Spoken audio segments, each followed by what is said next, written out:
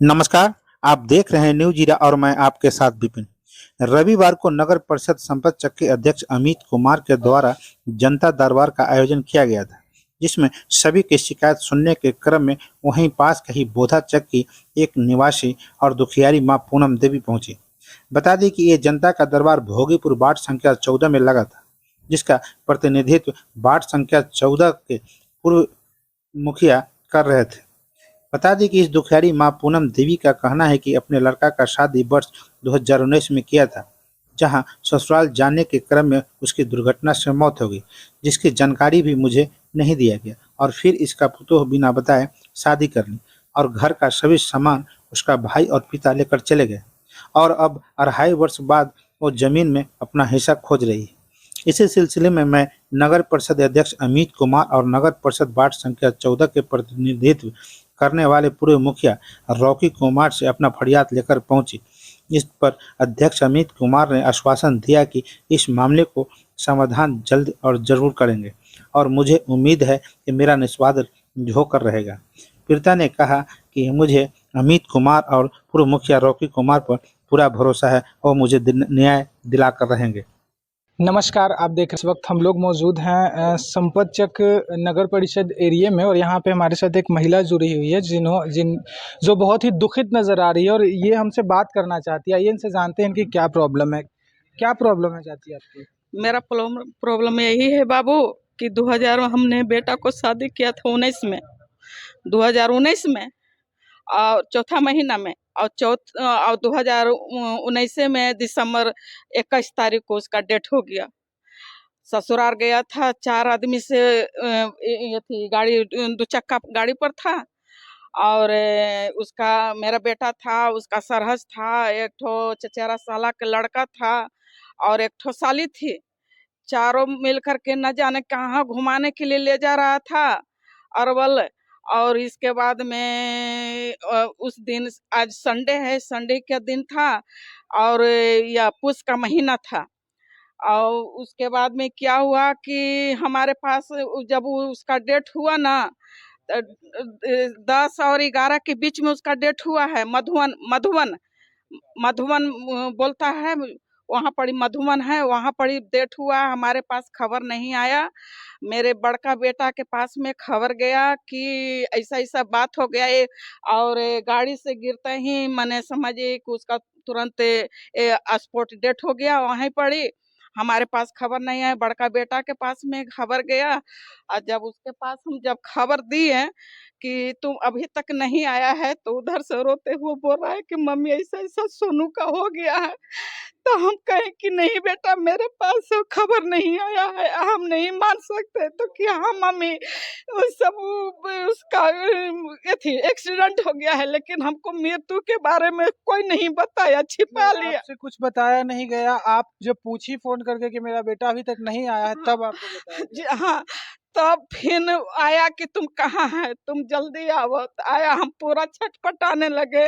मेरे पति चल गए थे, परसा घूमने गए थे, तो उनको बुलाया गया तो आए। तो फिर पुष का महीना इसी छोटा रहता है, पैसा जुगाड़ करके मेरे पति गए, मेरा बड़का बेटा गया, भतीजा गया, मेरे दामाद गए, सब वहाँ गए गाड़ी ये करके रिजर्व करके। तो वहाँ देख रहे हैं कि ऐसी अरवल हॉस्पिटल में लवारिस जैसा सब चीर फाड़ करके, हमको कोई मतलब नहीं, गार्जियन को कोई नहीं जानने दिया, चीर फाड़ करके और सारा इसी हॉस्पिटल में लवारिस जैसा बिगा हुआ था। एक्सीडेंट के बारे में भी आपको नहीं बताया गया? पोस्टमार्टम भी कर दिया वो लोग, आपको नहीं बताया नहीं गया? नहीं, कुछ नहीं। जब वहाँ इन लोग चारों गए तो उसके पास कोई नहीं था, उसका बीवी नहीं थी, उसका ससुराल वाला कोई नहीं था। इसके बाद में इन लोग को कभी हम ऐसा नहीं हादसा देखे थे बेटा कि मेरे साथ। आपको क्या लगता है कि ये कोई मतलब सोची समझी साजिश तो नहीं है? हाँ, साजिश है बेटा, साजिश तो है। अभी आपकी बहू कहाँ है? अब बता रहे हैं तुरंत। वो साजिश यही है, यथी टेम्पू से एक्सीडेंट हुआ है, जबकि टेम्पू में लंबा प्लेट नहीं है, छज्जा नहीं है, उसमें कोई सवारी नहीं है, केवल एक ड्राइवर है। टेम्पू पकड़ाया भी है, लेकिन वहाँ सब पैसा दे करके दबा दिया गया है, समझे। अच्छा, जब वहाँ से सब 12 बजे रात के अरवल थाना से यहाँ बोधा चक में लाया गया मृत्यु को, तो इन लोग चारों लाए, लेकिन उसके साथ में कोई नहीं आया, उनके ससुराल से कोई नहीं आया बाबू, कोई नहीं आया। उसको एक कफन भी ससुराल से नहीं मिला बेटा, एक अच्छा, आपका कफन भी बेटा का लव मैरिज शादी था? नहीं। आप लोग शादी किए हाँ, थे? हम लोग किए तो थे। आप शादी से पहले पूरा परिवार का जांच नहीं किए थे? बेटा वो तो शादी करके हट गया था। जब यहाँ पुन अथी में देखा देखी हुआ, वो बोला कि हमको नहीं पसंद है। फिर क्या हुआ बेटा कि कैसे कैसे उसको वो हमसे बोलने लगा, बेटा हम सारा बात बोल रहे हैं। वो बोलने लगा कि मम्मी हमारे पास में फोन आता है। किसका फोन आता है? तो लड़की का। तो लड़की क्या बोलती है कि आप हमसे शादी नहीं करिएगा। हम कल कि तुम्हारा राय क्या है? तो नहीं कुछ फिर बोला। फिर दोबारा फोन आया तो बोलता है कि मम्मी फिर फोन आया। तो हम उसको बहुत तरह से झाड़े, तो झाड़े तो बोला कि तुम्हारा मर्जी है शादी करने का तो करो, हम दोनों ठड़ा हो जाएंगे बाप माए। तो क्या बोलती है लड़की कि अगर शादी नहीं करिएगा तो हम जहर खा के मर जाएंगे। मतलब शादी होने से पहले वो जबरदस्ती की हाँ, कि शादी नहीं कीजिएगा हाँ, तो हम मर जाएंगे। मर जाएंगे, मर जाएंगे। तो हम बाबू हम कभी ऐसा जीवन में नहीं देखे थे बेटा। हमको कोई भी दो पत्नी पत्नी पति पत्नी है ये थे, कोई हमको बुद्धि देने वाला भी नहीं था। हम क्या करें कि ठीक है, जब ऐसा बात है तो उसका बाप आया, भाई आया, सब आया और हम पर दबाव देने लगा कि क्या करे से कहीं लड़की का मेरा शादी नहीं ठीक हो रहा है, क्या करे, खोजते खोजते थक गए। 3 गो लड़की है, क्या करें, हमको शादी कर लीजिए। फिर वही बेटा बोला कि मम्मी जाने दो, 3 गो बच्ची है, जाने दो, गरीब है लेकिन है खेती वाला है, जमीन वाला, लेकिन हमारे पास। फिर हम ही कहे कि चलो भाई कर लेते हैं दहेज शादी। दहेज वहेज भी दिया था वो लोग? हाँ, 1,80,000 दिया था, 1,80,000। अभी लड़की कहाँ है? अभी लड़की 4 साल के बाद हमारे के यहाँ एक दिन आई, रात में 30 तारीख को 5वां महीना में 30 तारीख को आई है।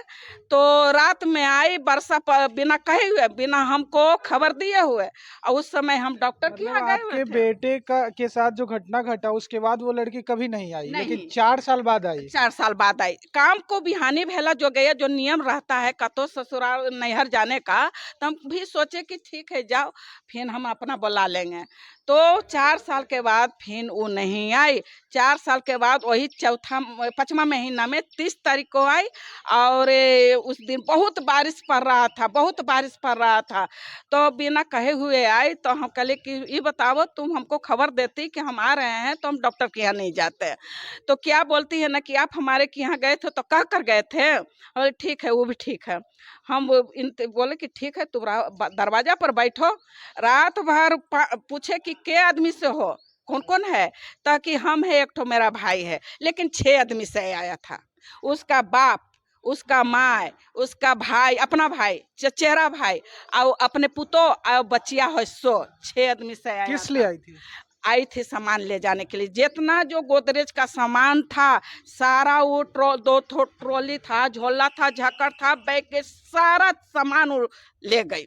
लेकिन हमको मालूम नहीं था बेटा कि वो शादी करने जा रहे। जब सवेरे हुआ तो हम उसको कहे, हमारे के यहाँ भगनी आई हुई थी, तो वो क्या बोल रही कि मामी से भाभी जा रही है। हम कल की क्यों जा रही है? ताकि से उसकी फिर माँ बोल रही है क्या कि हम लोग जा रहे हैं, से खाना मत बनाए। बोली काहे नहीं बना? आए थे क्यों कि आप लोग जा रहे हैं? ताकि से परिवार में शादी, जबकि उसी लड़की का शादी था, लेकिन हमसे नहीं कही कि हम इसको ऐसा ऐसा करने जा रहे हैं, इसको स्थान दूसरा पकड़वा रहे हैं। हमसे कोई नहीं जिक्र किया और न हमको जानने दिया। और उसी महीना 5वां महीना में 16 या 17 तारीख को उसको शादी हुआ है। 25 तारीख को ऐसे करके हुआ शादी, समझे ना।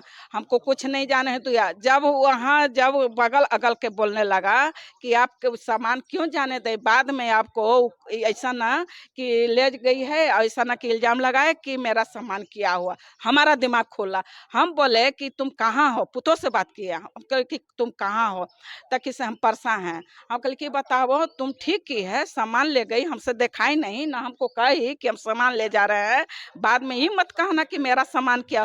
तो ऐठ के बोरी कि हम काहे के लिए बोलने जाएंगे कि मेरा सामान कहाँ है। हम बोले कि ठीक है। यही इतना हुआ। वही दिन यहाँ शादी की है, और लड़का बसिंदा है। लड़का का नाम है सुधीर, उसका बाप का नाम है भगवान मिस्त्री, और लड़की का नाम है मेरी पुतोह जो शादी की, उसको रेनू नाम है। अच्छा, तो आप अब जनता दरबार में आप आई हैं, तो जनता दरबार में किस उम्मीद में आई हैं? हम जनता दवा में बाबू को रोकी बाबू के कल हम फोन किए थे, तो हम कोई रात में फोन किए कि आप चाची आइए से आपका समस्या का हम हल कर क्या देंगे। हल चाहती हैं आप?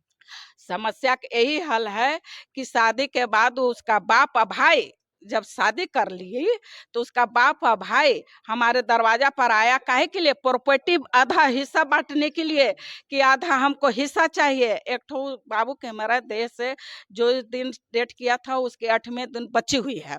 अच्छा, मेरे नाम से बाबू कुमारी में LIC खुलवाया था, नॉमिनी में मेरा नाम है, समझे? सारा सबूत था, वो उठा करके ले गई, मेरे पास कोई सबूत नहीं है मतलब बेटा। शादी कहीं और कर ली, लेकिन उनको आपके जहाँ से आपके जो भी जमीन जायदाद है उसमें आधा हिस्सा चाहिए। हाँ, वो अभी भी दावा कर रही है, समझे?